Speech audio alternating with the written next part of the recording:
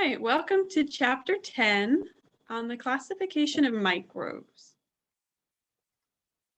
So here, we're going to start by talking about taxonomy. So taxonomy is the science of classifying organisms. So it's the way in which we classify and group organisms together based on their characteristics. And there's this system developed in which we have different categories, starting with what's most broad to more and more narrow categories until eventually we reach a single species. And we call each of these levels taxa. So the broadest taxa is here on the top. It's called the domain. And then we keep going down into more specific, and it's more limited based on the characteristics.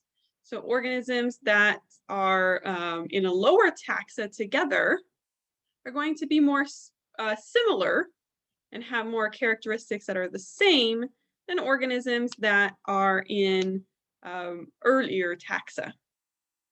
So let's use humans as an example. So humans are part of the Eukarya domain. And there's lots of different types of species here in Eukarya, right? All the way from protozoa to humans. So there's not a whole lot that's going to be similar, except for that we're all eukaryotes. So we're all going to have nuclei and membrane-bound organelles, etc. The next taxa is kingdom. So humans are part of the Mammalia kingdom.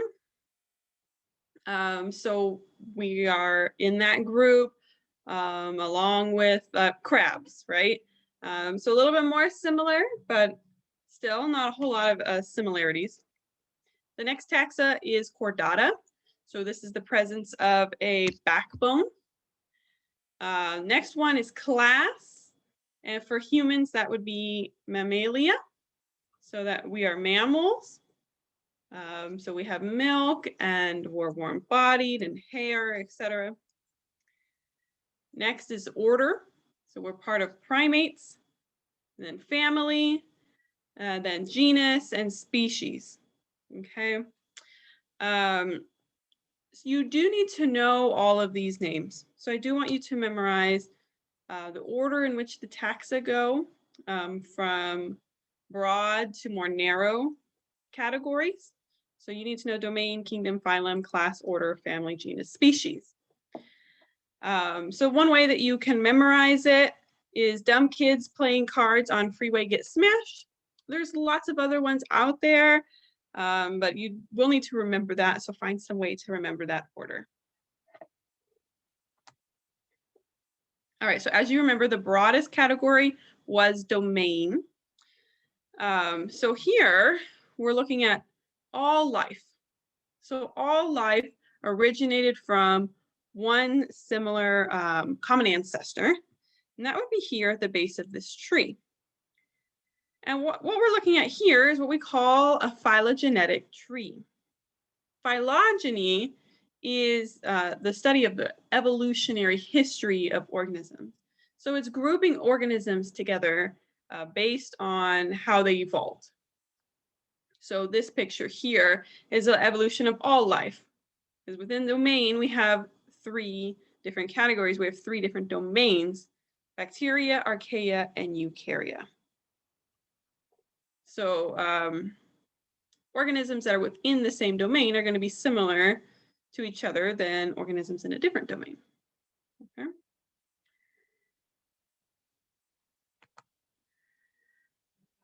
So taking into consideration these phylogenetic trees, that's what we're going to start looking at. Something that's a little bit more familiar to us is family trees, and it's very similar. So it has the same concept in that we have a common ancestor. So in this case, we're looking at a grandfather and a grandmother. This would be the common ancestor of this family tree. And the aunt and the mother and all the cousins all have the same common ancestor. Now, looking at this family tree, we have these 2 siblings here, and they have a common ancestor, which would be the mother and the father. And we see that this common ancestor here is closer to these two siblings. So the siblings are going to have more similar characteristics than something that has a common ancestor that's further away. So we have this cousin over here, and they have a similar common ancestor, but the common ancestor that groups all of the cousins together is further away. It's the grandfather and the grandmother than the common ancestor between these two siblings. So there's going to be more variety amongst these cousins than there was amongst these siblings. Okay, so that's the idea of common ancestors. That's what we're going to be looking at in our phylogenetic trees. So this is the phylogenetic tree. It's the exact same thing as what we just saw with the family tree, but it's just turned to the side. Same idea here. And at each one of these junctions is a common ancestor.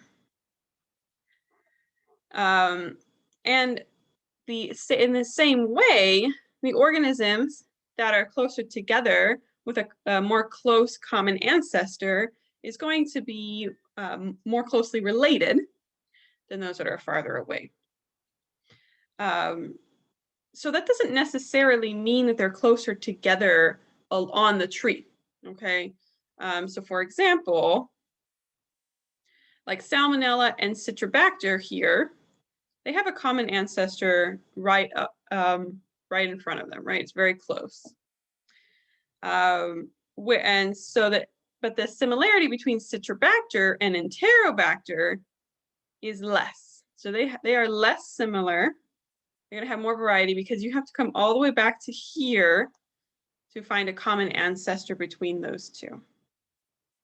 Okay. So the way that we classify organisms is based on fossils. So that can kind of give us a window into the evolutionary process for these organisms. Or also, more recently, we've started sequencing genomes. And so we can classify organisms based upon the similarity of their genomes. And that can tell us how closely related they are. So I have a few practice questions here. So true, false. Escherichia and Enterobacter, so let's point those out first. Escherichia up here and Enterobacter are going to have a common ancestor here, okay? Are they as closely related to one another as Escherichia and Salmonella? So remember that the first pair, their common ancestor was here, but Escherichia and Salmonella have a common ancestor here. That's closer. So no, they do not have the same amount of relatedness. In fact, the Escherichia and the Salmonella are going to be more closely related. Okay. Let's do another one. So now true, false, Escherichia and Morganella. Let's look at those. So Escherichia is up here. Morganella is down here. We have to go all the way here to find a common ancestor for those two. Yeah, Escherichia and Morganella there. Are they as related to one another as Escherichia and Proteus? Well, yeah, they have the exact same common ancestor. Escherichia is up here. Proteus is down here. We follow the same path, and we arrive at the same common ancestor. So they are, they have the same amount of similarity between those two.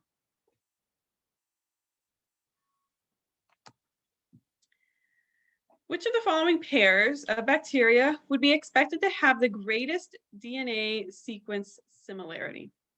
So which ones are the most similar? Which one has the common ancestor that's the closest?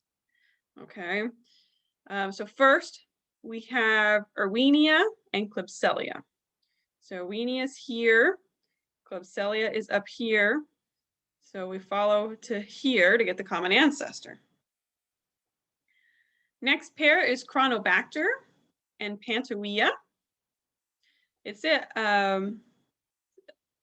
So here we have Chronobacter is here, and Panteria is down here. So we would have to follow all the way up here to get a common ancestor, which I think is the same place as the one before. Next pair is Klebsiella and Chronobacter. So now we have Klebsiella here and Chronobacter here, and we follow to find a common ancestor here, which is one step closer. And the last pair is Escherichia and Klebsiella. So we have Escherichia up here, Klebsiella down here, follow to find the common ancestor here, and that's again one step closer. So this last pair would be the most similar because their common ancestor is the closest. All right. So we're going to move a little bit more into identification here to wrap up. So we were talking about classification, which is grouping organisms according to their evolutionary relationships using those phylogenetic trees. Now we're going to step into identification, and the tool for identification that we're going to be using is Dichotomous Keys. And Dichotomous Key is like a flow chart, using these different characteristics to determine or identify what an unknown organism is. So it doesn't have anything to do with evolutionary relationships, but instead it's very useful in the clinical setting. So we see this used in the hospitals when we're trying to identify what type of a microbial pathogen is infecting a patient. So that's what we're going to use these for. So here's a dichotomous key. We're going to do one practice question. So a gram-negative organism. So the best way is to follow your key down as you go and use this information. So we're starting with gram-negative reaction, and that's going to tell us if it's positive or negative. So you just follow it down. So our practice question down here is saying that it is negative. So we're going to go left, which is negative. And it's found to contain oxidase. So you're going to do oxidase, yes. Does not hydrolyze urea. So urea hydrolyzed, no. Here. And produces indole. So indole produced, yes. So we end up here. What is the identity of this organism? Or do you have sufficient information to name the genus and species using the dichotomous key shown? Well, using this key and the information provided tells us that it's one of two species. It's going to be one of these two species, but we don't know which one yet. Okay, so we have narrowed it down to two, but we don't quite have it all the way narrowed down. So the last question is, if not, what further info is needed? Well, the information that would be needed is the results for the VP test, which tell you whether acetone is produced. So you would have to now go run that VP test, look at the results, and then that would tell you which of these two species it is. And that's dichotomous keys.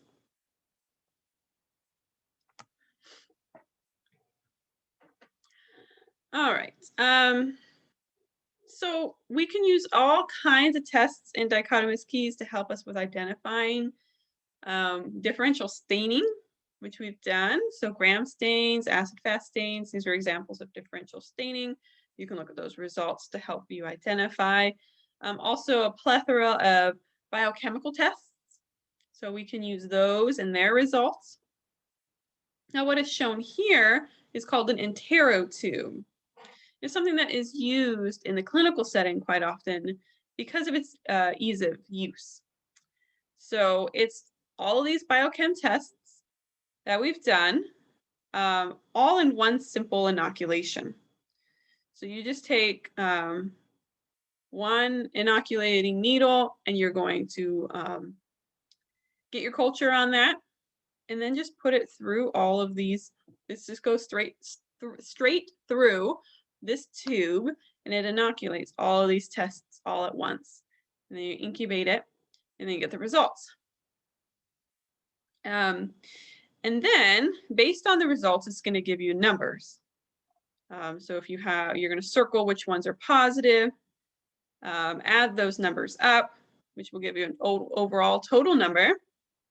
Then you look at this chart, it's going to tell you what that species is based on that number. So it's very convenient and easy to use.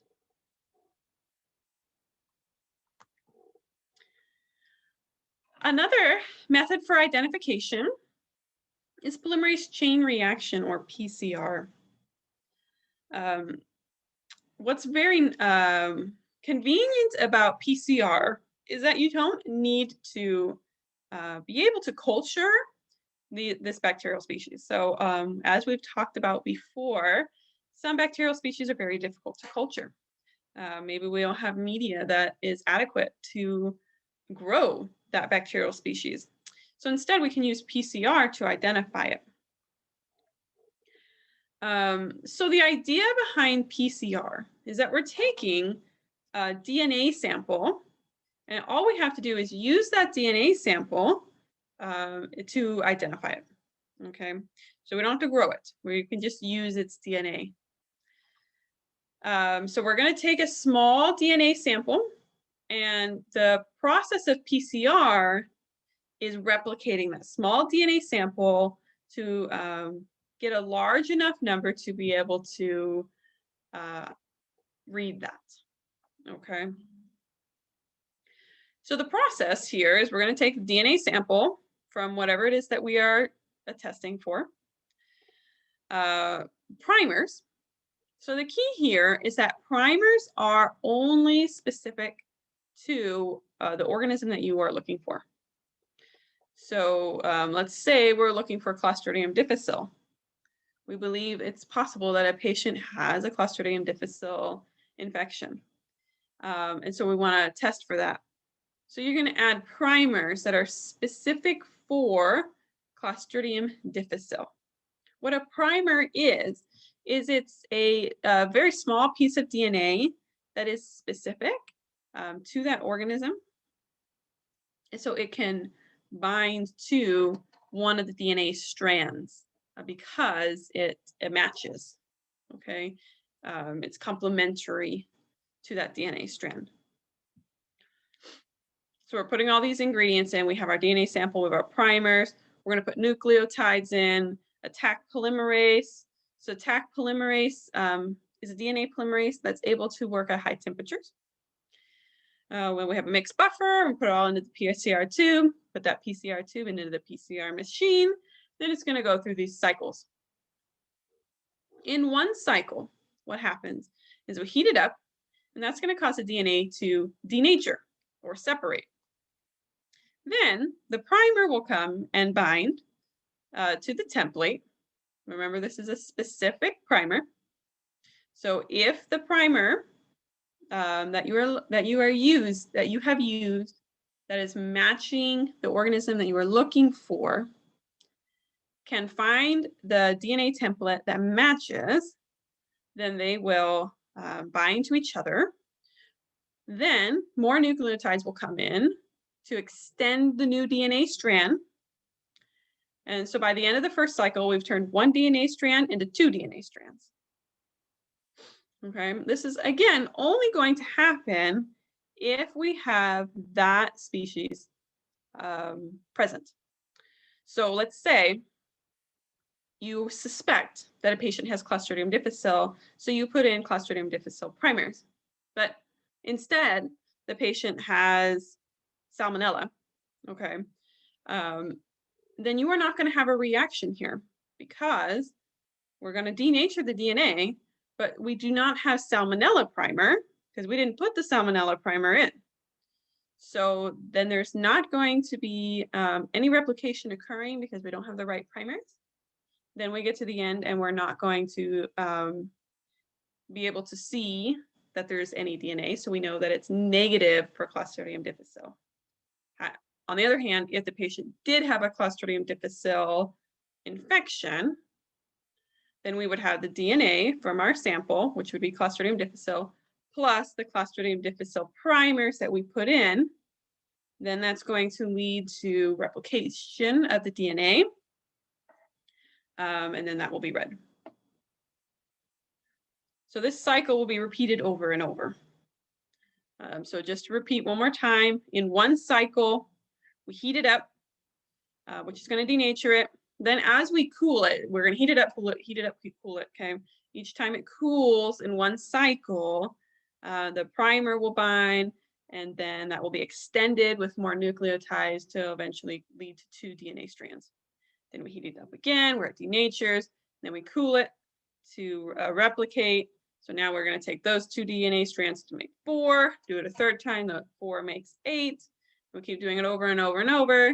In this example, they're doing it 30 times to give us a whole lot of DNA copies, which can then be detected to see that that DNA is present.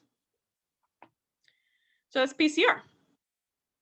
And so that is our discussion on classification, a little bit of discussion on identification there at the end. I hope you'd enjoyed our short little discussion there. See you soon.